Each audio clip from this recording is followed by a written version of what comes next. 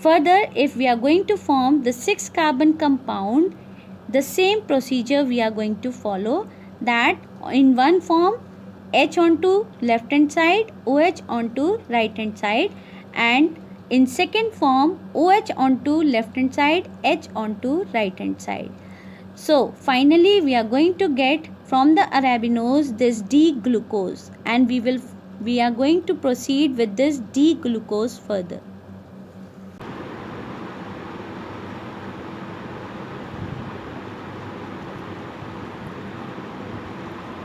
The simple sugars or monosaccharides have two major functional groups, hydroxyl and carbonyl groups. Carbonyl groups can easily form hemiacetals with hydroxyl groups.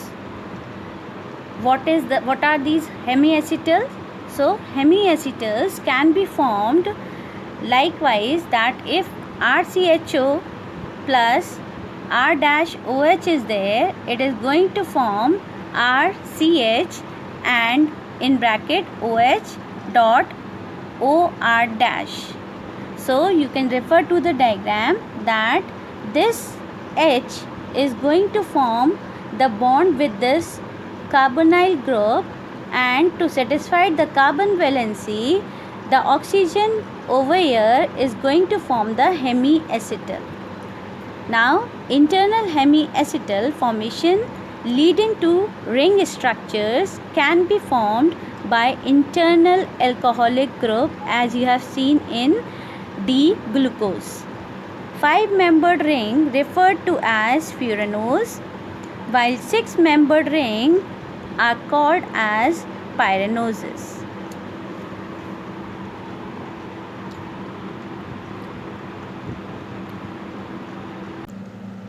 The structure of sugars can be depicted in two forms, linear or ring form.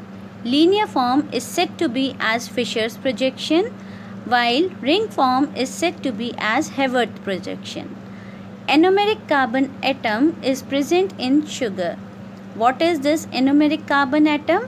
The carbon atom carrying the aldehydic or ketonic oxygen is called as the anomeric carbon atom.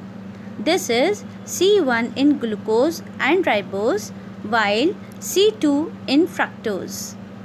On formation of ring structure, the carbon atom becomes asymmetric, leading to formation of anomeric forms, alpha and beta forms. So look at the diagram. When this hemiacetal group is going to be formed with this carbon, it is having OH onto the top while H onto the downward side. So this is beta form of the glucose. If this H is going to be onto the top and OH is downward, then it is the alpha form of the glucose. Now let us look at the anomeric forms of D-glucose, in which the intramolecular hemiacetal formation takes place and two forms of glucose are being formed, that is alpha form and beta form.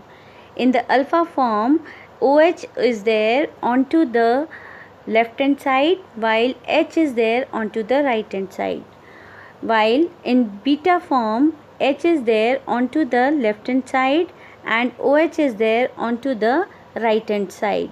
And if we are going to look for the Haworth structure, always the H is there onto the upper side while OH is there onto the downward side at the first carbon or the anomeric carbon. Likewise, in the beta form, OH is there onto the upper side and H is there onto the downward side on the anomeric carbon atom. Now, let us look at the formation of a disaccharide. So, the hydroxyl group attached to an anomeric carbon atom of a monosaccharide can easily dehydrate within hydroxyl group attached to another monosaccharide, leading to the formation of a disaccharide. The bond between them called a glycosidic bond. If this reaction occurs between more than two sugars, then trisaccharides, that is consisting of 3 sugar residues, oligosaccharides consisting of 3 to 20 residues and polysaccharides more than 50 residues are formed. Look at the diagram over here that the hydroxyl group of one monosaccharide and the hydroxyl group of another monosaccharide is going to dehydrate. That means removal of the water molecule will be there and the glycosidic bond is going to be formed between the two monosaccharide to give the disaccharide.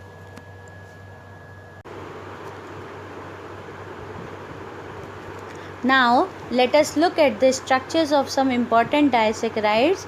So first of all, take sucrose, in which we do have one alpha glucose and one beta fructose, and we are having the liberation of water molecule is there to form the glycosidic bond. Likewise, in lactose, one beta galactose is there and one beta glucose is there. Why beta? Because this OH is onto the top side and the liberation of water molecule is again going to produce this glycosidic bond. Next, look at the maltose, where one alpha glucose and one beta glucose combine together and release of water molecule will form the glycosidic bond.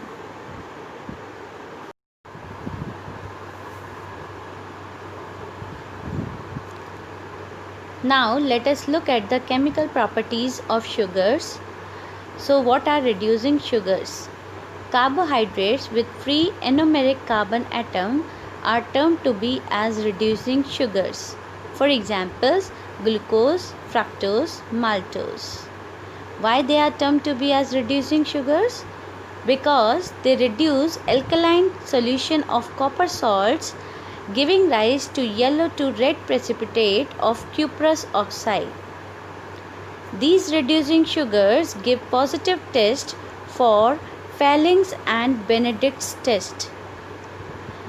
For the detection of sugars in blood or urine, these tests are carried out, and in diabetic patients, this test is positive. Non-reducing sugars do not have free anomeric carbon. For example, sucrose, where anomeric carbons of both its components, glucose and fructose, involved in glycosidic bond and no free anomeric carbon is present.